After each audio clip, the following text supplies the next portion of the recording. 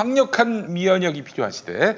이제 야생 사냥 산삼 99% 원액 제품을 홍삼값에 만나보시기 바랍니다. 해발 600m 청정 지역에서 무농약 자연이 키운 7년근 사냥 산삼 추출 원액 99%의 인삼 열매 1% 함유, 합성 원료는 전혀 첨가하지 않았습니다. 각 쇼핑몰에서 산삼진 구구를 체험하시고 놀라는 분들이 많습니다.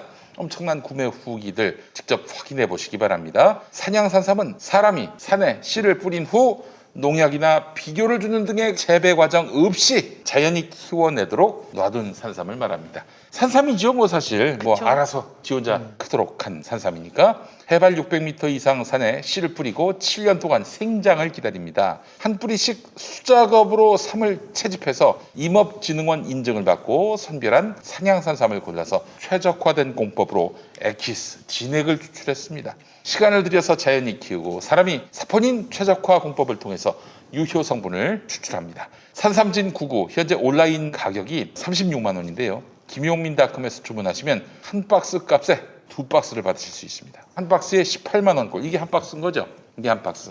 그리고 이제 36만 원 내시면은 2개를 드린다는 거예요. 원래는 이제 하나만 드리는 건데 한 박스에 18만 원꼴인데 하루 6천 원 커피 한 잔 값으로 산삼 거의 한 뿌리를 마시는 효과를 보실 수 있습니다. 전화 문의는 1688-3323. 사회적 거리두기로 부모님 뵈러 가기도 쉽지 않은 요즘 산삼진 고구로 부모님께 사랑의 마음을 전하시기 바라겠습니다. 추석 선물로도 강력하게 추천합니다. 9월 24일까지 김용민닷컴에서 산삼진 주문 때에는 원료삼 2뿌리를 추가 증정합니다. 이거 보고 계시죠? 예. 1+1 이벤트에 생산삼 2뿌리까지 어마어마한 혜택을 꼭 챙기시기 바라겠습니다. 산삼진 99 1+1 총 2박스 36만 원에 만나보시기 바랍니다. 배송비 무료 아닙니까? 네, 그래요.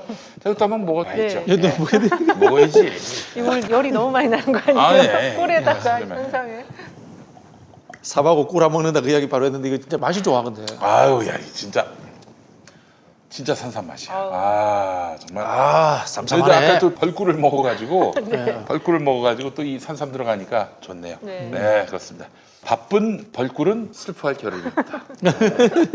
바쁜 김영호 벌꿀은 슬퍼할 시간이 없습니다. 아니, 건강하지 못할 새가 없어요. 네, 여러분 많이 구매해 주시기 바랍니다. 용디의 새로운 도전 썬데이 용인 8090 세대를 위한 라떼 월드를 열다. 썬데이 용인 사건과 실화, 화제의 인물, 음악과 영화 모든 장르를 총망라한 썬데이 용인 9월 5일 팟빵에서 공개됩니다. 썬데이 용인. 아이고, 이거 구독해달라는 말을 깜빡했네. 썬데이 영민 구독 썬데이 구독 부탁드립니다. 지금 재난지원금 얘기 안 할 수가 없는데 네. 어제부터 이제 재난지원금 지급 대상이 이제 알려지게 됐습니다. 두 분은 다 받으십니까? 저는 받았는데요. 이미 소상공인 지원금은 받았어요. 아, 그래요?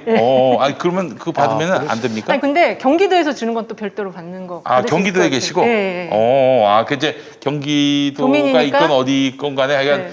중소상공인 지원을 받으면은 이번에 중앙정부에서 주는 88%에 해당하는 국민에게 주는 재난지원금은 못 받을 것 같은데. 아, 그래요? 네. 아, 소상공인 그 지원금을 받아서 네, 그런가요? 소상공인 받았으니까. 저는 소상공인 아닌가요? 그게 사업자가 있는 사람이에요. 사업자가 있어요. 그렇지, 예. 자기 사업자 사업자 있어요. 하나 있는 걸로 기억하는데.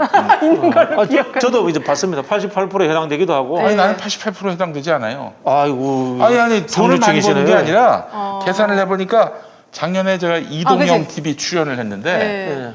고기 수입이 많지 않았어요. 이동영 씨가 많이 줬어요. 아. 아니 사실 근데 그게 뭐 내가 먹는 게 아니라 100%다 평화나무에 아, 예, 알고 있습니다. 이제 내가 기부를 했는데 바로 평화나무에 쏘는 게 아니라 제 통장으로 들어왔고 그 통장 자체를 아예 평화나무에다 아. 맡겨가지고 예. 필요할 때 쓰라고 이렇게 했었거든. 네. 세금은 세금대로 다 내고 아. 건보료는 또 왕창 올라가고 그래서 이거 뭐 실속도 없이 그냥 나는 대상에서 포함되지 않았는데 이게 작년 대비 이번 네, 거더라고요. 근데 네. 경기도가 이번에 또 줍니다. 경기도가 줘요. 네. 아니 근데 지금 이 건으로 이낙연 후보는 또 정세균 후보는 더욱 어렵게 됐어요. 그렇죠. 지금 경기도가 만약에 이렇게 88%에 해당되지 않으시는 분들 네. 주지 않았다면 민주당 지지율 폭락으로 갔을 거라고 저는 생각합니다. 진짜. 지금 뭐 난리가 났어요. 지금 네. 커뮤니티마다. 커뮤니티마다 난리예요. 예, 난리예요. 아니 이렇게 국민들 88%한테 줄 것 같으면 나머지도 다 줘서 그냥 한 번에 크게 칭찬받고 박수받고 그렇죠. 그러지 왜 12%를 빼가지고 굳이 그 안 먹어도 그래. 될 욕을 먹냐 이겁니다. 그러니까 지금 여기 검색해 보면요, 음. 내가 대상인 거 확인하는 법이 이게 되게 많이 올라와 있어요. 네. 그러니까 이게 좀 나눠서 주다 보니까 사람들이 좀 혼란스럽잖아요. 그런 걸 싫어하는 거죠. 그러니까 누구는 받고 누구는 안 그렇죠. 받으면요. 그리고 내가 폭발합니다. 지금 내가 대상인지 잘 모르잖아요. 한 번에 싹 주면은 대상인 줄 알고 챙기면 되는데. 민주주의는 네. 평등입니다. 사촌이 논사문 배 아픈 게 네. 민주주의입니다.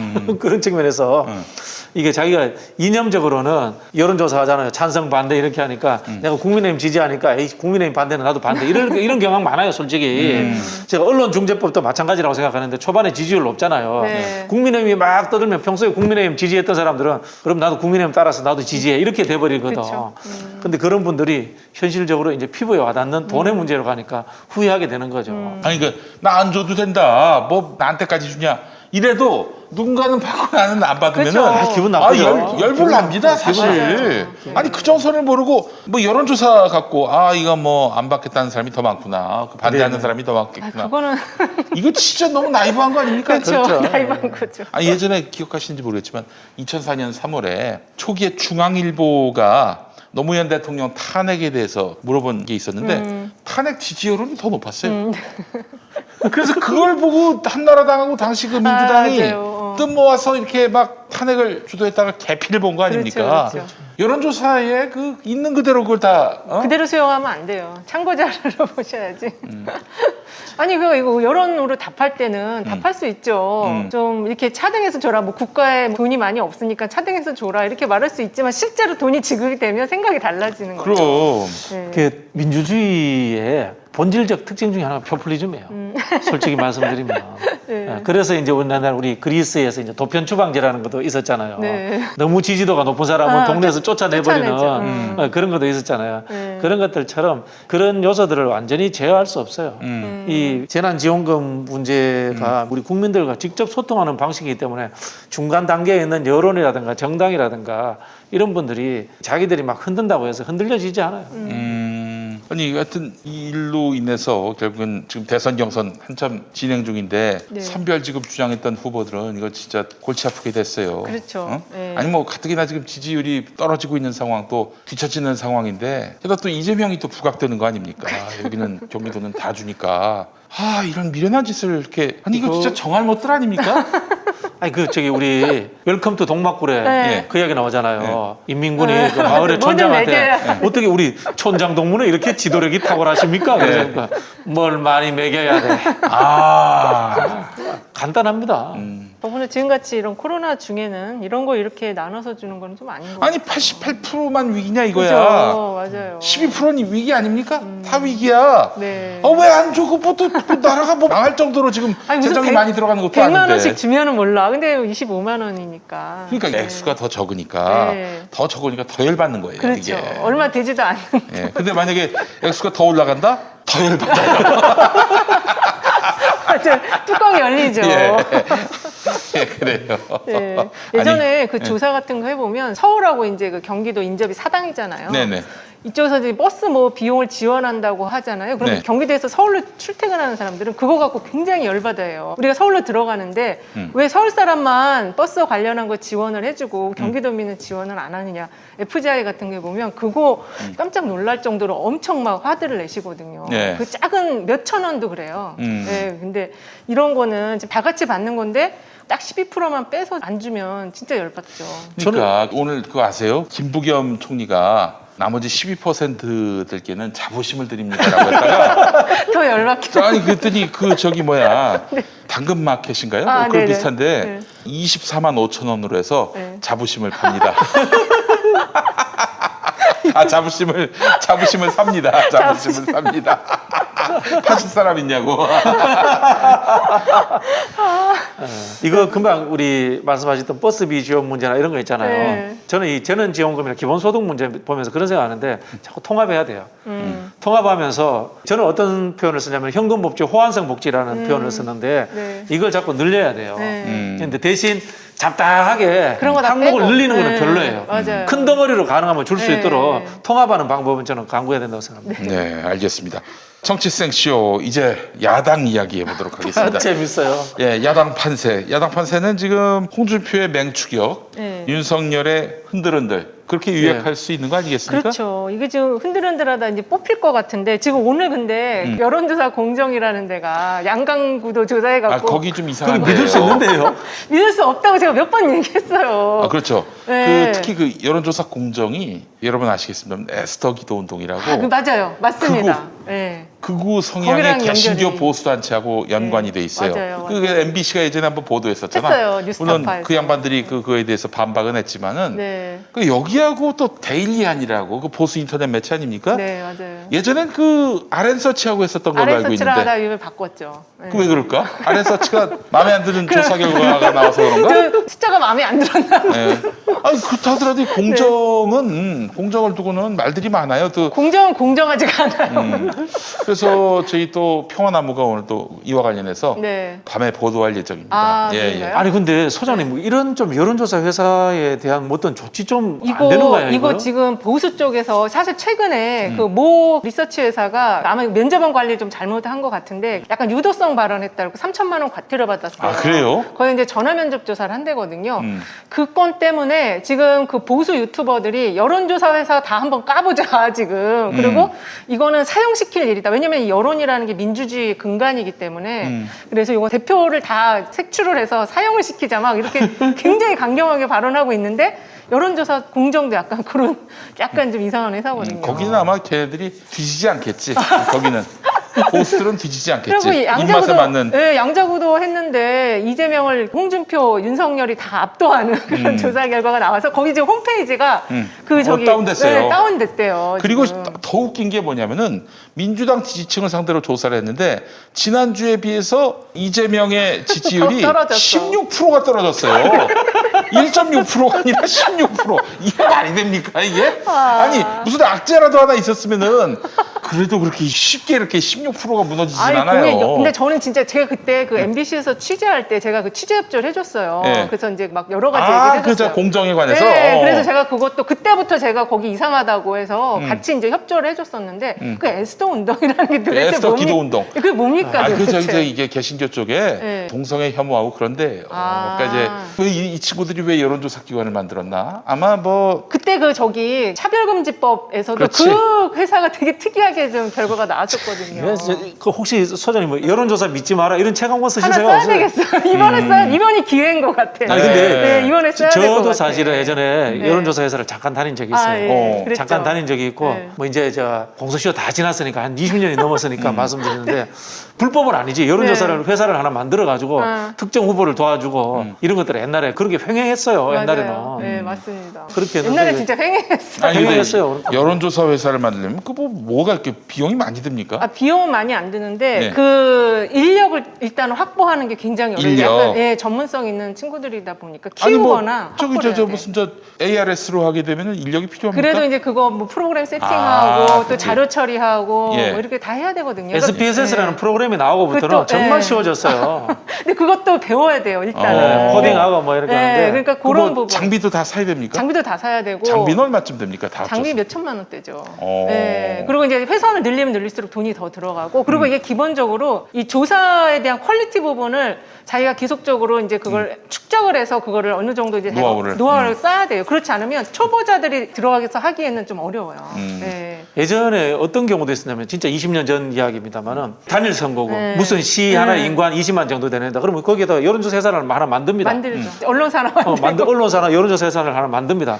만들어가지고 이 전화 면접하는 사람들을 한 10명, 20명 정도 고용을 합니다. 네. 고용을 해서 전화를 돌리는 거죠. 그렇죠. 돌리면서 여론조사를 합니다. 끝나고 나면 이 20명 그대로 남겨두고 또 한 20명 또 씁니다. 그리고 하면서 한 5,000명, 10,000명을 돌려요. 네. 그럼 이게 홍보 효과도 있고 홍보 이 하는 효과. 와중에서 전화 면접원들은 또 조직이 되는 겁니다. 그렇죠. 이런 식으로 해서 선거운동 많이 했어요. 그렇죠. 예전에는 그랬죠. 예. 근데 오늘도 낮에 저한테 핸드폰으로 전화가 왔어요. 여론조사가. 모 회사에서 와갖고. 근데 정당 지지도를 물어보는데 1번이 국민의힘이야. 2번이 정의당이야. 기다렸어. 민주당이 이게 앞번호에 나와야 되는데 8번으로 나오더라고요. 그러니까 이제 그런 보기 문항의 순번이라든지 이건 뭐 정당 지지도도 로테이션으로 돌리진 않거든요. 정당 그렇죠, 지지도는 그렇죠. 의석수 기준 의석수 베이스로 기준으로 해서 순서대로 그러니까 하는데. 민주당이 1번이 나와야 되는데 민주당이 8번으로 나오는 거예요. 그래서 야 이건 좀 문제가 있다. 내가 녹음을 해놨습니다 일단. 네. 그래서 이런 문제들이 좀 많이 있어요 지금. 더군다나 이 여론조사 공정이 이런 식으로 자꾸 이제 선거 아주 이제 정말 양당의 후보가 이제 둘이서 막 붙을 때 이런 결과들이 나오면 아, 이거 진짜 심각하죠. 그래서 지금 여론조사 여심위가 있잖아요. 중앙선거관리위원회 여심위 들어가 보면은 그 뭐 고소고발, 그러니까는 제보할 수 있게 그걸 또 만들어놨더라고요. 그러니까 예전에는 그건 없었는데 이제 좀 부정 여론조사 관련한 제보 창을 하나 만들어놔가지고 좀 의심이 나는 것들은 바로바로 그냥 중앙선관위 여심위에 신고해 주시면 될 것 같아요. 그래요, 알겠습니다. 네. 이번에 그 공정의 문제점은 뭡니까? 일단은 지금 설문지를 봐야 되는데 설문지 구성이 그러니까 일단은 지금 아까 그 이재명 후보가 이게 지금 바람을 탔는데 지금 16%가 추락한 거는 도저히 이해가 안 되는 거잖아요. 예, 이게 설명이 안 되거든요. 설명이 안 되는 부분이 있고 그다음에 양강구도에서 어떻게 두 후보다 지금 이재명 후보를 이기는 걸로 나오는지 아직은 홍준표 후보는 이재명 후보를 못 이기거든요. 근데 홍준표 후보도 이재명 후보를 이기는 걸로 나와서 홍준표 후보가 그거 나오자마자 바로 페이스북에 걸어가지고 글쎄 말이야, 너무 자랑스럽게. 네. 그리고 좀 약간 이거 뭐지 이렇게 지금 보고 있죠. 그래요. 하여간 이 홍준표의 선전은 맞는데 네. 그런데 지금 뭐 양자 대결에서도 이재명을 이긴다. 이거는 이길 정도는 아니에요. 굉장히 그 정도는 아니죠. 예. 자, 그러면 지금 홍준표의 상승 이유 그건 어떻게 봐야 될까요? 뭐 이 상승 이유는 여러 차례 말씀드렸는데 아무래도 이제 윤석열의 추락과 관계가 있는 거죠. 그리고 그 안에서 지금 현재 마음이 갈 만한 후보가 뚜렷이 없는 거고 그렇지. 그리고 만약에 이제 지금 여권의 후보는 아마 이번 주를 기준으로 지난 주말을 기준으로 이재명 후보가 될 가능성이 높다라고 많이들 판단할 것 같아요. 그렇게 되면은 이재명 후보를 이길 수 있게 싸울 수 있는 사람이 누구냐. 아직은 좀 당내에서 홍준표 후보가 그래도 좀 강하지 않나 이렇게 보시는 거 아닌가. 알겠습니다. 자, 윤석열이 그래도 지금 지지율이 확 빠지거나 그러진 않았어요. 그렇죠. 네. 아직 갈 곳을 찾지 못해서 있으니까. 지금 머물고 있다라고 네. 봐야 될 것 그렇죠. 같은데. 네네. 그리고 이게 지금 부동산 민심 서울 같은 데도 그렇고 사실 이 코로나로 인해서 소상공인도 8일날 지금 집회를 하잖아요.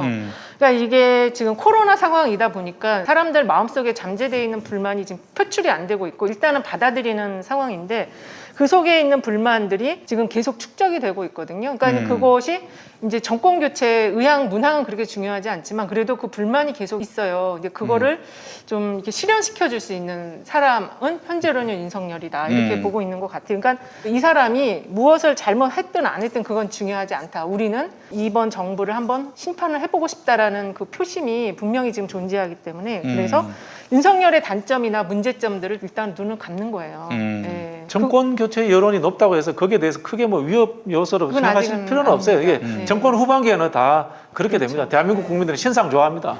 신상 좋아하고요.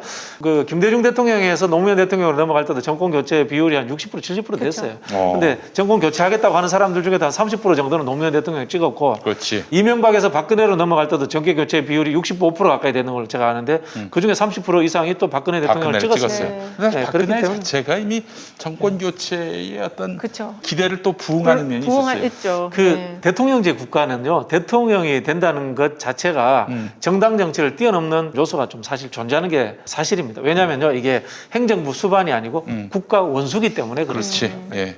자, 윤석열 지금 고발 사주 의혹으로 알려져 있지만 실상은 선거 개입. 그런 것 같아요. 선거 개입으로 봐야 그 성격을 정확하게 이야기하는 것이 될 텐데 지금 이거는 얼마나 파장을 미칠지 일단 제가 봤을 때는 윤석열은 계속 뭉치져야 할 것이다. 자기는 아니다. 모른다. 이렇게 나갈 것 같은데 대선 국면에서 이런 스탠스가 과연 유권자들에게 먹힐지 또 지지율에 어떤 여파를 미칠지 한번 좀 분석해 주신다면. 이게 지금 일단 송영길 당대표는 공동 정범 이렇게 지금 규정을 했거든요. 공범이란 얘기 아닙니까? 공범. 예. 예. 그리고 오늘 이해찬 대표님도 이 사건은 국기문란 사건이라고 사건의 성격에 대한 이제 규정들을 지금 하고 있어요. 네. 근데 이제 이게 여전히 문제가 이제 윤석열이 그러면 지시를 했다라는 확정적인 뭐가 나와줘야 되거든요. 근데 그 부분의 연결선을 연결선을 지금 찾는 게 지금 증거를 보면 일단 김웅 의원의 여러 가지 지금 오늘도 또 그 뉴스버스가 또 제보자 공개도 하고 제보자 이제 공익 제보자로 해가지고 이제 보호를 받잖아요.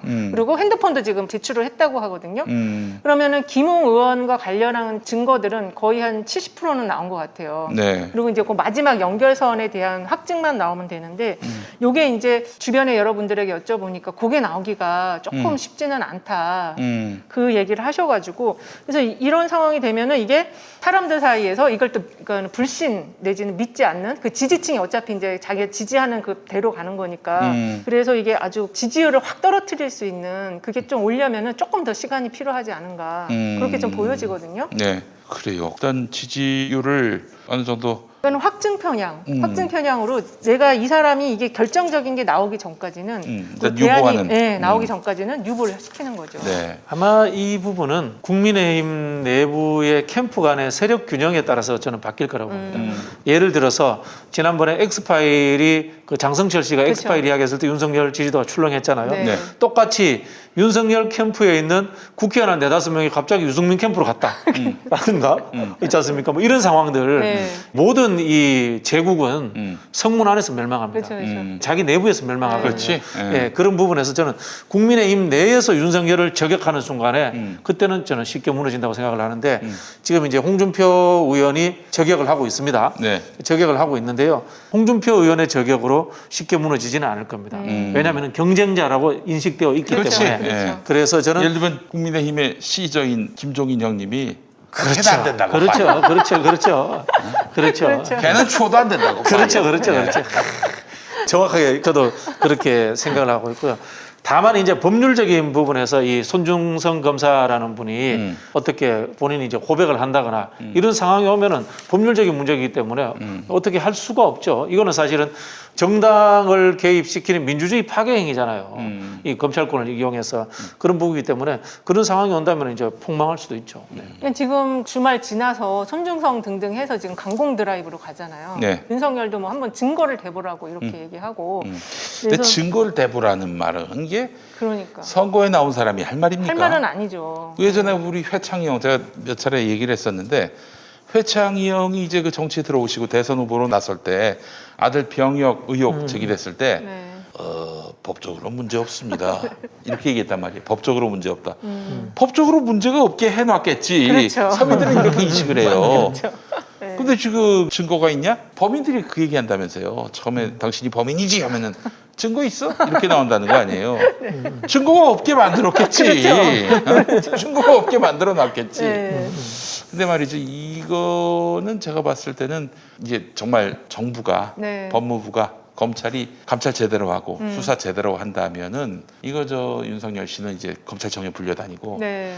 그 국민의힘 내부에서 의원들이 윤석열 쪽에 있다가 딴 데로 가는 것도 하나의 어떤 그런 큰 계기가 되겠지만은 네. 윤석열이 검찰에 불려나가서 조사받고 기소가 되는 그런 상황까지 간다. 그래서 재판을 받는 그 재판정에 출두하는 이런 그림들이 계속 나오게 된다면은 저는 그렇죠. 굉장히 힘이 빠질 것 같아요. 사실 뭐 민주당 입장에서야 윤석열이 후보가 되는 게 훨씬 유리합니다. 굉장히 지금 저도- 일주일 후에 선거한다고 생각하면 우리가 쉽게 이깁니다.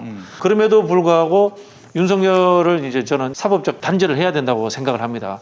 우리의 전략의 문제가 아니고 이분은 검찰권을 이용해서 국정농단을 한 의혹이 있는 겁니다. 국정농단이에요. 예, 그거는. 국정농단 의혹이 있는 사람이고 민주주의 사회에서는 존재해서는 안 되는 분이기 때문에 우리에게 전략의 유불리를 떠나서 저는 명백히 증거를 밝혀가지고 우리 단죄를 해야 된다 그런 생각이 들고요. 결국은 이제 무야홍이 되는 거죠.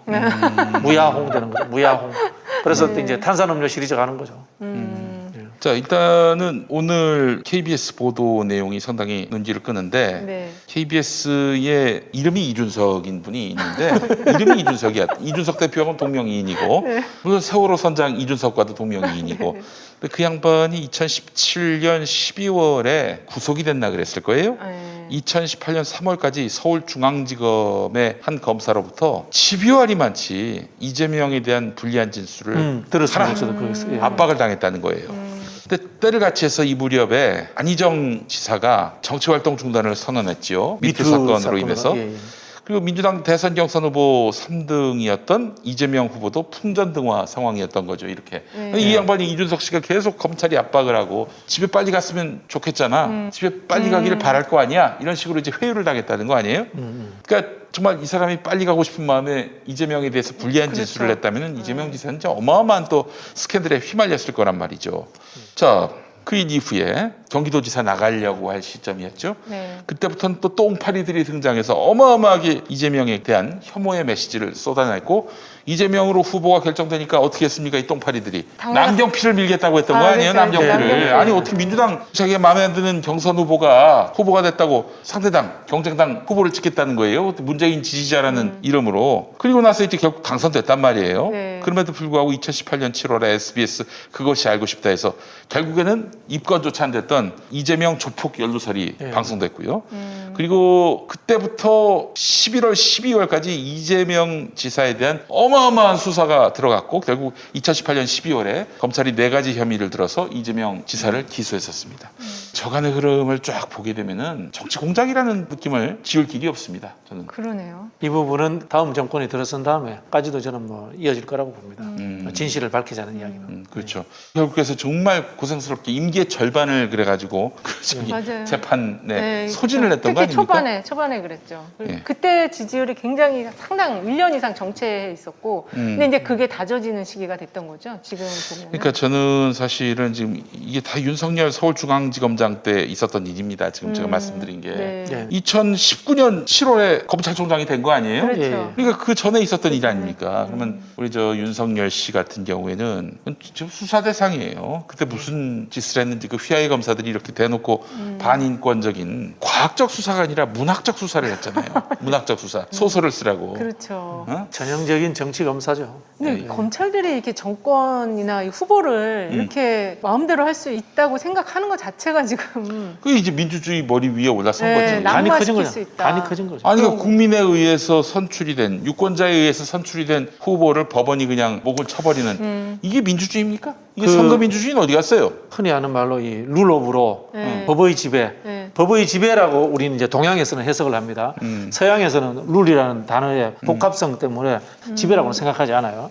하는데 이제 그걸 이제 법치주의로 해석을 하면서 이념화 시키는 거지. 법치가 어떻게 민주주의를 무너뜨리는가라는 것이 사실은 이 브라질에서 우리 룰라 대통령이 구속되는 과정에서도 맞아요. 봐왔고요. 네. 한국 사회에서도 이걸 이제 그대로 민주주의에 대한 마지막 도전입니다. 사람이 만든 제도가 사람을 먹는 역으로 가는 이 일이 한 번씩 다 겪게 됩니다. 이거는 사실은 이 한국의 얕은 수준의 진보들이 만들어 놓은 제도에 대한 환상에서 비롯된 거다 이렇게 생각하는데요. 실제로 진보라고 하는 것은 사회 문화적으로 자리 잡을 때 그것이 가장 강력한 힘을 발휘하는데 우리는 제도로 만들어 놓고 그냥 던져버리면 완벽하다고 생각하는 그런 경향들이 존재합니다. 이게 다시 한번 우리가 이 시점에서 법치라는 것은 알고 보면은 체제에 대한 수능적이고 체제의 도구다라는 것에 대해서 이해를 할 필요가 있습니다. 함무라비 시절의 법은 손을 날리는 겁니다. 그게 법치주의입니다. 네. 군사 정권 시절의 법은 군사 정권의 도구로서 쓰였던 것이 법입니다. 그렇죠. 결국은 뭐냐면 민주주의와 정치가 법보다 훨씬 상위 가치 개념으로서 존재해 줄 수 있어야 되고 국민들이 그것을 사회 문화로서 이해하는 수준이 되어야지만이 민주주의는 제대로 지켜질 수 있는 겁니다. 2018년 10월 그때 조원진 의원, 네. 친박의 조원진 네. 의원이 우리공화당 했던 말이 있습니다. 안이박김 네. 숙청설. 그러니까. 안이박김. 2018년 10월이면은 바로 그 이재명 지사에 대한 수사가 한창일 때였어요. 김은 누구죠? 네? 김- 김경수. 김경수. 아주 김경수가 됐지. 근데 이때는 박원순 시장이 뭐 문제 없이 계실 때였고 네. 김경수 지사는 이제 허익범 특검에게 조사받을 상황이었고 네. 안희정 지사는 이제 감옥에 갔던 상황이고 이재명 맞아요. 지사는 지금 막 수사를 받고 있는 상황인데 뭐 수사를 받아서 무죄를 받는다 한들 끝났다 이런 인식이 굉장히 강했던 때였어요. 맞아요. 그 이야기는 이렇게 역으로 해석하면 검찰 대통령을 만들기 위해서 유력한 대권 작업이, 주자들을 네. 이렇게 제거하는 프로젝트가 있을 수 근데 형님 뭐 그런 나는 스토리네요. 거기에 더해서 이 민주당 내에서 안희정, 이재명, 박원순, 김경수를 날리려는 세력들이 이심전심으로 검찰과 손잡지 않았겠는가 나는 그 생각도 합니다. 그때 있었다라고 민주당 안에 응. 저걸 제거하려는 게 응. 있었다. 응. 그 얘기가 많이 있었어요. 그럼 결국에는 그 새끼들이 윤석열을 검찰총장으로 추천하지 않았겠는가 난 그런 생각도 해보거든요.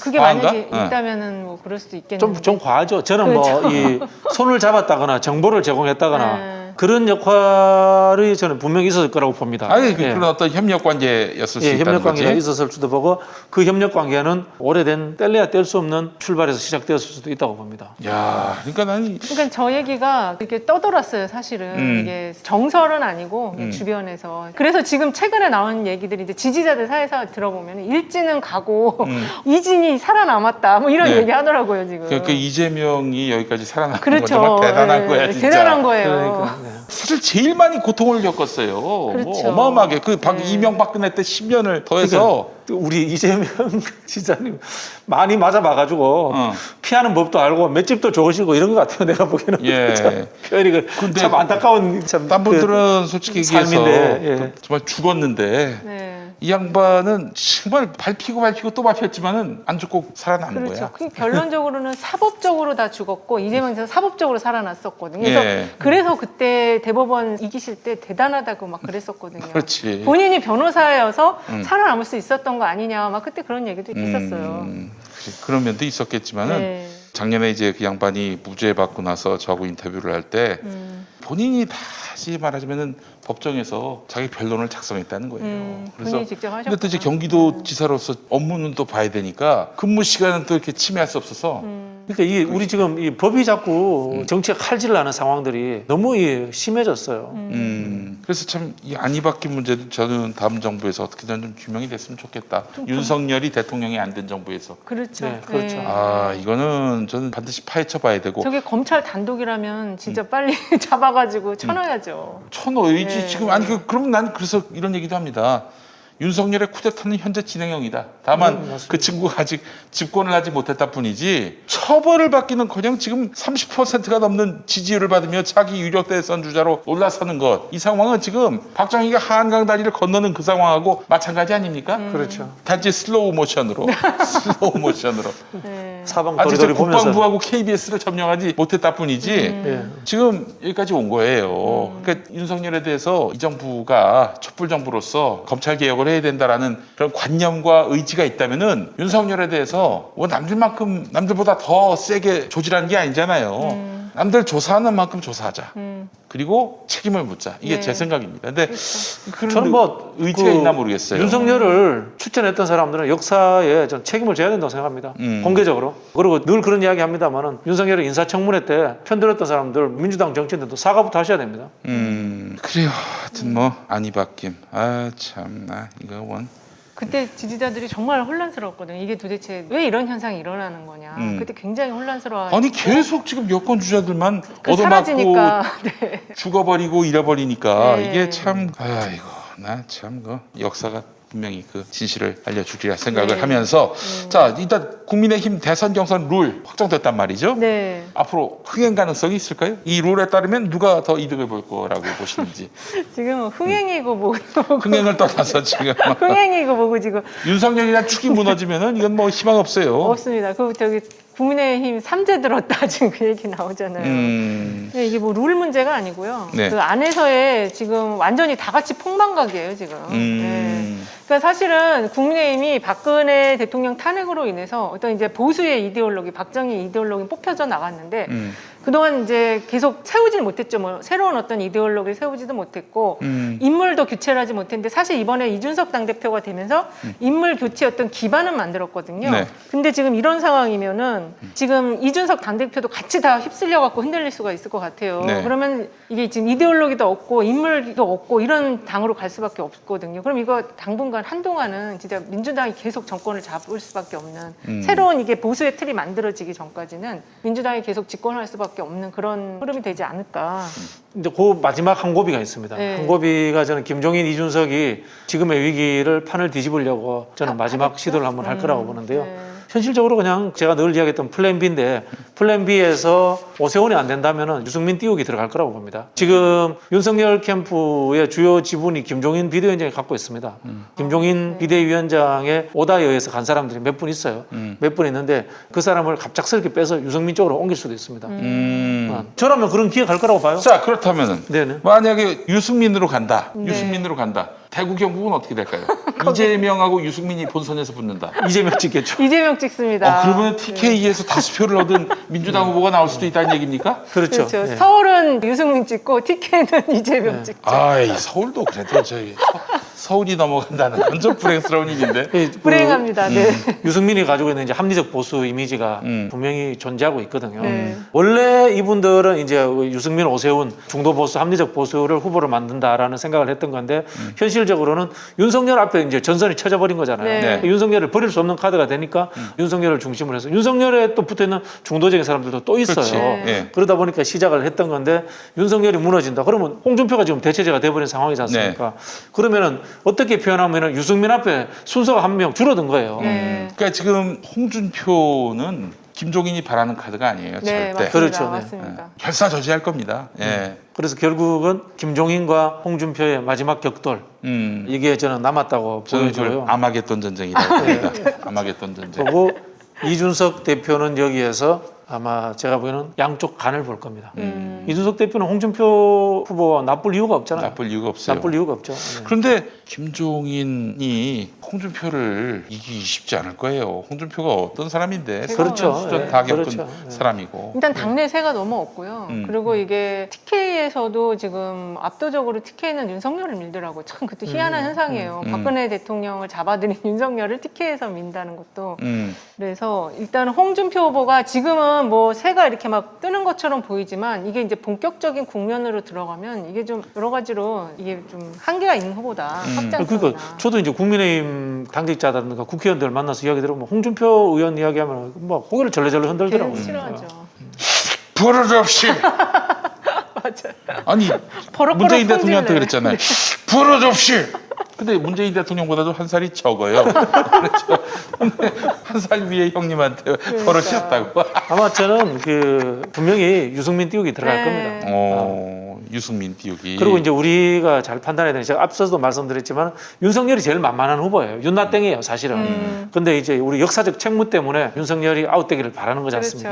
그렇죠. 홍준표 만만치 않다는 것을 저희가 판단해야 됩니다. 그럼 대중은 빨리 잊어버립니다. 2017년 홍준표가 했던 언동들을 돼지 발정제 이제 머릿속에 지워야 돼요. 잊어버리고 새로 들어온 20대, 30대 젊은 층들은 홍준표의 합리적인 명, 그다음에 또 급진적 보수라고 하거든요. 사용시키겠다. 네. 또 뭐 폐지하겠다 이런 거예요. 급진성이거든. 급진적 보수를 좋아할 수도 있습니다. 어쨌든 그런 저런 위험 요소들을 우리가 대비해야 된다 이런 생각을 가지고 있습니다. 어쨌든 다음 대통령은 스트롱맨이에요. 그렇습니다. 네, 스트롱맨을 그런 것 같아요. 찾는 대세관이 저는 뭐 유승민 어렵다 그리고 이렇게 이제 생각이 들고. 서울에서의 어떤 전략이 정책이나 이거는 지금 이재명 후보 캠프에서도 좀 준비를 하긴 해요. 홍준표 후보 한번 부르세요. 홍준표, 예, 한번 그렇지 아, 한번 네. 불러보려고. 네. 예. 전에 한번 저 홍준표 형이 2012년에 만났는데 제가 이제 낙선한 뒤잖아요. 만났더니 용민아, 이 정치는 요물이 해야 되는 거다. 네가 니처럼 착한 애가 무슨 정치를 한다고 이렇게 얘기를 했었어요. 비슷하지? 네, 비슷하죠? 똑같네요. 아니 저도 진짜 그 우리 메시지는 딱 맞는데 정치는 요물이 하는 거다. 그래서 요물이 누구냐? 민주당의 요물이 딱 한 사람이 있다는 거예요. 누구요? 박지원. 민주당 요물은 박지원이다. 박지원. 아니 진짜 홍준표 후보하고 같이 앉아서 한번 이야기 한번 해보고 싶어요. 예. 준표 형 한번 좀 부르도록 네, 하겠습니다. 한번 불러주시죠. 진심 어린 네. 이야기를 할 것 안 같아요. 되면 뭐 또 네. 찾아가든지 해가지고 네. 준표 형 한번 좀 만나보도록 하겠습니다. 예, 네. 예. 자, 그래요. 마무리하도록 하겠습니다. 오늘 저 정치생쇼 역시 아주 통쾌한 시간이었습니다. 우리 이은영 소장님, 박진영 교수님과 함께한 시간이었습니다. 두 분 수고 많이 하셨습니다. 네, 감사합니다. 고맙습니다. 자, 슈퍼위크 지나고 대구 경북 강원 경선 결과 놓고 또 다음 주에 이야기 나누겠습니다. 고맙습니다. 감사합니다. 감사합니다. 김현